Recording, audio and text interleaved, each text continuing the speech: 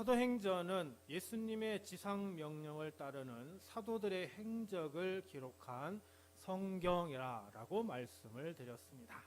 사도행전 1장 8절에 오직 성령이 너희에게 임하시면 너희가 권능을 받아 예루살렘과 온 유대와 사마리아와 땅 끝까지 이르러 내 증인이 되리라 하시니라. 자, 이 말씀 그대로 사도행전 12장까지를 통해 사도들과 그리스도인들에 의해서 예루살렘과 온 유대와 사마리아에 복음이 전해졌습니다. 또한 이방 땅에도 복음이 전해지기 시작을 했는데요. 이제 이 복음이 어디까지 전해져야 한다고요? 땅 끝까지 전해져야 한다라고 하는 것입니다. 당시대 사람들은 땅 끝이 유럽의 가장 서쪽 이베리아 반도, 지금의 스페인, 포르투갈이라고 생각했는데요. 사도행전은 바로 이 땅 끝까지 복음을 전하려고 하는 한 사람, 즉 바울의 선교 여행에 초점을 맞추고 있습니다. 사도행전 13장부터 마지막 장까지가 바울의 선교 이야기라고 할 수 있습니다. 바울은 총 4번의 선교 여행을 하게 되는데요. 사도행전 13장은 바울의 첫 번째 선교 여행의 시작을 알려줍니다. 바울의 첫 번째 선교 여행을 우리는 제1차 선교 여행이라 이렇게 부릅니다. 바울의 선교 여행 중에서 가장 중요한 것이 있다면 성령님이 함께 일하셨다라고 하는 사실입니다. 바울이 혼자서의 생각으로 자기 뜻대로 선교 여행을 간 것이 아니라 이 모든 것이 성령님께서 이끌어 주시고 인도하시고 성령님이 일하셔서 하게 되었음을 사도행전은 강조하고 있습니다. 오늘 우리가 함께 볼 말씀은 사도행전 13장 1절부터 12절까지입니다.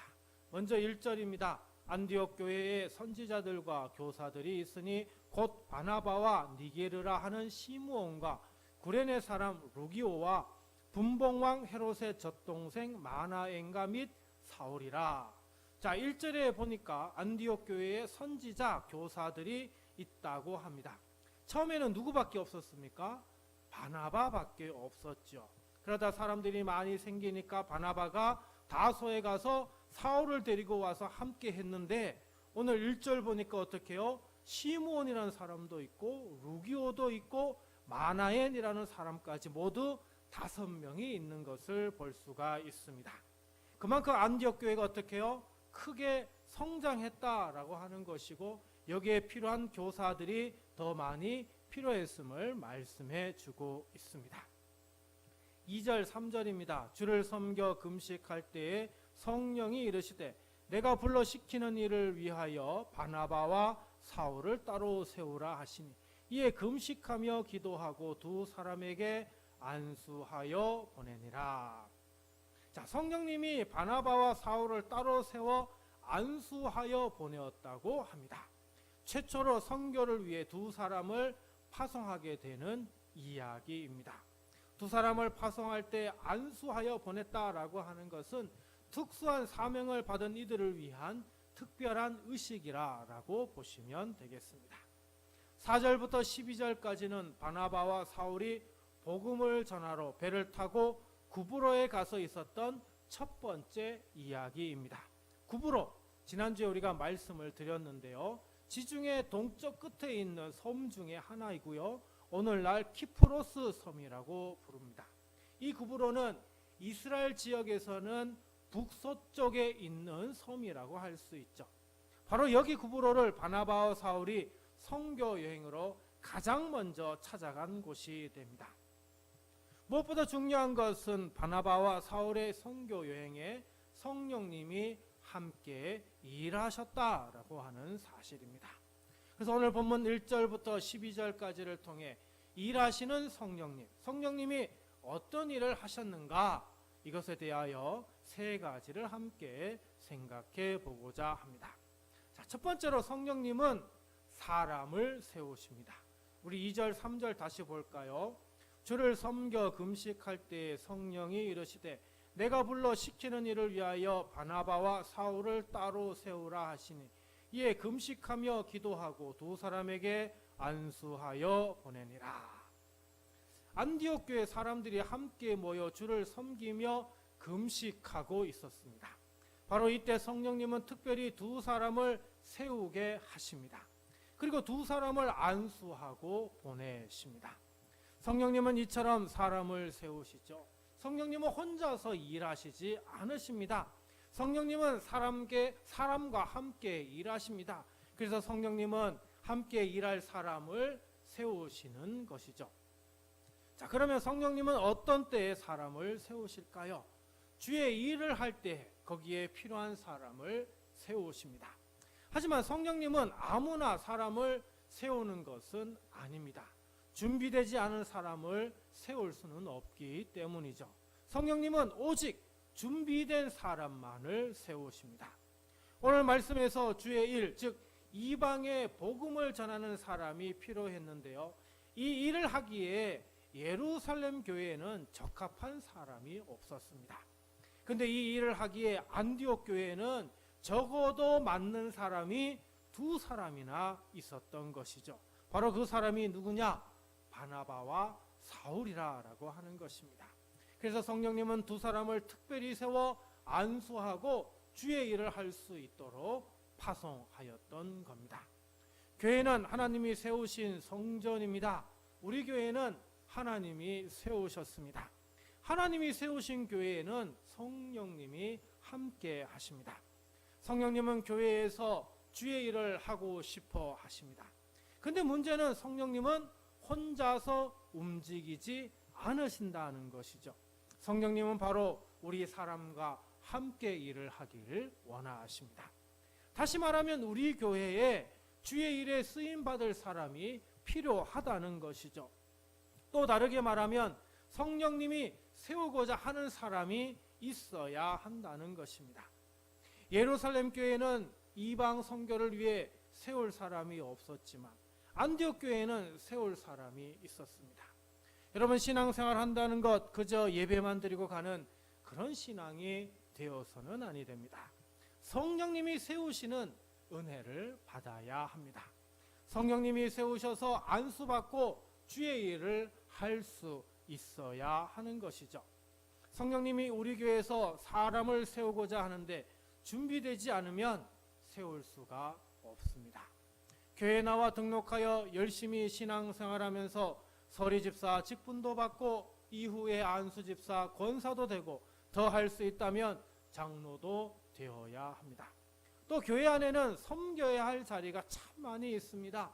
안내할 분들도 필요하고 자녀들의 신앙을 가르칠 분도 필요하고 정심을 준비할 분도 필요하고 찬양, 반주, 방송 등 세워야 할 자리가 너무나 많이 있습니다. 무엇보다 주의 복음 전할 전도자의 사명을 감당할 자리도 세워야 합니다. 그래야만 우리 둔포 지역을 하나님의 사랑이 넘치는 곳으로 세워 나갈 수 있습니다. 그런데 사람을 세울 때는 잘 세워야 합니다. 아무나 세워서는 아니 됩니다. 그렇다면 교회는 어떤 사람을 세워야 하는가? 2절에 보니까 주를 섬겨라고 말씀하고 있습니다. 그렇습니다. 우리 주님, 예수님을 섬기는 사람을 세워야 합니다. 3절에 또 금식하며 기도하고 라고 말씀하고 있습니다. 주의 일을 하기 위하여 금식하고 기도로 준비하는 사람, 바로 이런 사람을 세워야 하는 것이죠. 안타깝게도 많은 교회가 준비되지 않은 사람을 세웠습니다. 준비되지 않은 사람이 교회 중심에 있다 보니 크고 작은 문제들이 수시로 생기고 결국에는 큰 어려움을 겪는 교회들이 많이 생기고 말았습니다. 그래서 오늘날 준비되지 않은 그 사람들로 인해 예수님의 욕을 먹고 하나님의 이름을 부끄럽게 만들고 있습니다. 저는 우리 교회에 예수님을 온전히 믿고 섬기는 사람이 많아지길 기도하고 있습니다. 주의 일을 위해 금식하고 기도하는 성도가 많아지길 기도하고 있습니다. 바로 이런 분들이 성령님을 통해 세움을 받고 주의 일을 할 수 있기를 저는 간절히 기도하고 있습니다. 이 자리에 있는 우리 모든 사랑하는 성도 여러분, 성령님의 세우심을 받기에 충분한 자격을 갖추시길 바라고, 성령님이 세우시는 자리에서 앉아 안수 받으시고 그래서 주의 일을 감당하는 주의 신실한 성도가 되시길 간절히 바랍니다. 두 번째로 성령님은 사람을 보내십니다. 4절입니다. 두 사람이 성령의 보내심을 받아 실루기아에 내려가 거기서 배 타고 구브로에 가서. 자, 여기서 두 사람 누구죠? 바나바와 사울이죠. 바나바와 사울이 누구의 보내심을 받았다고 합니까? 성령님의 보내심을 받았다고 합니다. 그래서 어디로 갔다고요? 실루기아에 가서 배 타고 구브로에 갔다고 합니다. 자, 그러면 성령님은 바나바와 사울을 구브로에 왜 보내신 것일까? 5절입니다. 살라미에 이르러 하나님의 말씀을 유대인의 여러 회당에서 전할세 요한을 수행원으로 두었더라. 자, 성령님이 바나바와 사울을 구브로에 보내신 이유는 하나님의 말씀을 전하기 위함이었습니다. 자, 이처럼 성령님은 아무 이유 없이 사람을 보내지 않으신다는 것입니다. 성령님은 특별한 목적을 갖고 사람을 보내십니다. 제가 교회를 개척할 준비를 할 때 성령님은 곧바로 여러 목사님들을 통해서 이곳 둔포를 보게 하여 주셨습니다. 그리고 성령님은 제가 둔포 테크노밸리에 개척하게 하셨죠. 그 과정 가운데 성령님의 도우심도 많았지만 근데 저의 잘못된 판단도 있었고 시행착오와 여러 어려움이 있었습니다. 그런데도 감사하게도 이런 저의 잘못들이 있었음에도 지금까지 모든 어려움을 이기고 이렇게 지금도 예배할 수 있습니다. 이 모든 것이 다 성령님이 우리 교회와 함께 하시기 때문이고 성령님이 저와 함께 하시기 때문인 줄 믿습니다. 성령님은 우리 둔포 성도교회로 사람을 보내주십니다. 우리 교회는 상가 2층 교회로 사람들 눈에는 어쩌면 볼품없고 매우 초라해 보일지도 모릅니다. 하지만 그런데도 꾸준히 사람들이 찾아옵니다. 저는 이분들을 성령님이 보내주셨다고 믿고 확신하는데요. 하지만 오신 분들 대다수는 성령님이 보내주셨다고 생각하지 않는 것 같습니다. 그래서 한 번 오고 안 오시는 분이 참 많이 있습니다. 지금까지 오신 분 중 반의 반이라도 남았다면 한 100명 넘는 교회로 성장해 있지 않았을까 생각하고요. 올해 오신 분들만 다 모여도 적어도 25명이 넘는 사람이 함께 예배할 수 있었을 것입니다. 마음이 너무 아프죠. 우리 교회 나오신 분들이 잘 고민하셔서 함께 신앙생활하고 잘 훈련받고 은혜받고 주의 일에 동참하기를 저는 간절히 원하고 기도하고 있습니다. 그래서 우리 교회 나오시는 분들이 바로 성령님이 계신 우리 교회에서 하나님의 말씀을 잘 배우고 받기를 원합니다.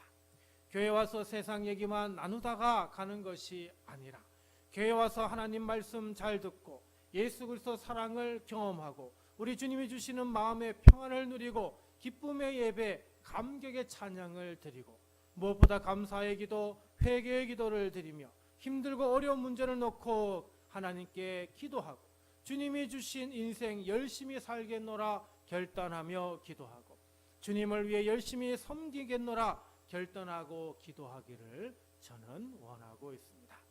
저는 우리 교회에서 무엇보다 하나님의 말씀을 잘 전달하고 싶습니다. 그래서 우리 성도님들과 먼저 예배의 말씀으로 함께 소통하고 또 여러 다양한 성경 공부를 통해 하나님의 말씀을 잘 배우고 훈련받고 또 성경 읽고 묵상함을 통해 하나님의 말씀을 깊이 알아가고 말씀대로 살아가는 훈련을 잘 받기를 저는 간절히 원합니다. 사랑하는 성도 여러분, 아시는 분도 있고 모르시는 분도 있겠지만 성령님이 여러분을 우리 교회로 보내주셨습니다. 그러니 그냥 예배만 드리고 돌아가는 성도가 되지 마시고 성령님의 보내심을 알고 교회에서 더욱 하나님의 말씀으로 훈련받고 성장하여 진정한 그리스도인으로 세워지시길 주님의 이름으로 간절히 기도드립니다. 마지막 세 번째로 성령님이 행하십니다. 6절입니다. 온 섬 가운데로 지나서 바보에 이르러 바예수라 하는 유대인 거짓 선지자인 마술사를 만나니. 자, 이 구브로라고 하는 섬은요, 작은 섬이 아닙니다. 마을이 곳곳에 있죠.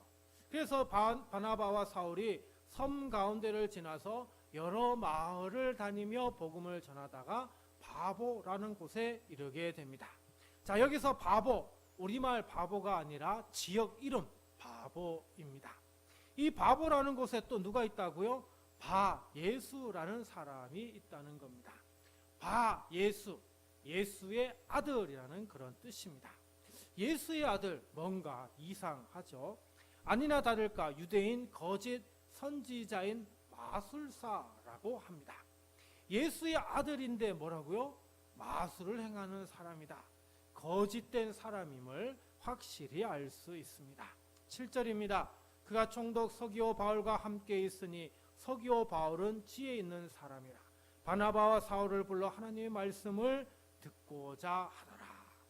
자, 구브로 섬의 총독인 서기오 바울이 바나바와 사울이 하나님의 말씀을 전한다는 그 소식을 듣고는 자기도 그 말씀을 듣고자 했다라고 합니다.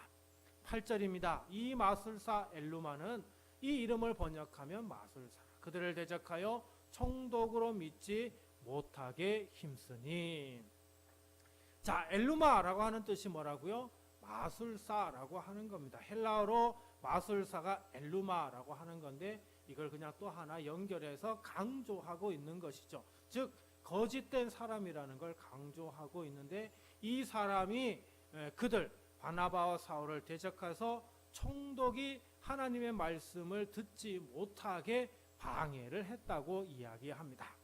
9절입니다. 바울이라고 하는 사울이 성령이 충만하여 그를 주목하고. 자, 드디어 사울을 뭐라고 부르려요? 바울이라고 부릅니다. 이제 본격적으로 이방의 선교 사역을 하게 되니까 유대식 이름, 히브리식 이름 사울이 아니라 이젠 어떻게 해요? 헬라식 이름 바울을 이제 쓰게 되는 것이죠. 이때부터 이제 사울이라는 말을 사용하지 않고 바울이라는 말을 사용하게 됩니다. 자, 바로 이 바울이 성령이 충만하여 마술사를 주목했다고 합니다. 자, 그래서 어떤 말을 했는가? 10절입니다. 이르되 모든 거짓과 악행이 가득한 자요 마귀의 자식이요 모든 의의 원수요 주의 바른 길을 굽게 하기를 그치지 아니하겠느냐. 자, 바울은 성령님이 말씀하신 그대로 마술사 바예스에게 선포를 합니다. 모든 거짓과 악행이 가득한 자, 마귀의 자식, 모든 의의 원수, 주의 바른 길을 굽게 하는 자, 이 모든 얘기 들어보니 다 뭐예요? 저주의 말입니다. 예수님께서 바리새인들에게 저주의 말씀을 하셨던 것과 크게 다르지 않습니다. 사람들을 잘못된 길로 빠지게 하고 하나님의 말씀을 해방하는 이에게 성령님은 이 사울을 통해서 저주의 말을 선포하신 것입니다. 또 11절입니다. 보라 이제 주의 손이 내 위에 있으니 내가 맹인이 되어 얼마 동안 해를 보지 못하리라 하니 즉시 안개와 어둠이 그를 덮어 인도할 사람을 두루 구하니라. 주의 손이 내 위에 있다. 하나님의 심판의 손이 마술사 머리 위에 있다라고 하는 것이죠. 그래서 마술사가 어떻게 돼요? 맹인이 된다는 겁니다. 시각 장애인이 된다는 것이죠. 사울이 선포하자 곧바로 안개와 어둠이 그를 덮었다고 합니다. 앞을 보지 못하는 시각장애인이 되었다라고 하는 것이죠. 시각장애인이 되었으니 인도할 사람이 필요한데 하나님의 심판을 받는 것을 직접 목격한 사람들이 이 시각장애인이 된 이 바예수를 인도하려고 하였겠습니까? 아마 이 바예수를 인도해 줄 사람을 찾다가 한참이 지나서야 겨우 사람을 구할 수 있었을 것입니다. 자, 이처럼 오늘 말씀 보면 성령님은 그냥 가만히 계시는 분이 아니라 행동하시는 분, 일하시는 분임을 분명히 알 수가 있습니다. 성령님은 먼저 하나님의 말씀을 선포하게 하시고 그리고 그 말씀이 그대로 이루어지도록 행하시는 분임을 알 수가 있습니다. 하나님의 말씀을 전할 때 방해하는 이들이 있습니다. 하나님의 일을 방해하는 것들, 이때 성령님은 가만 계시지 않고 움직이십니다. 성령님이 역사하시고 성령님이 직접 일을 행하십니다. 성령님은 이들을 가만 놔두시지 않고 하나님의 말씀을 선포하게 하시고 그리고 주의 심판이 이루어지게 하여 주시는 것이죠.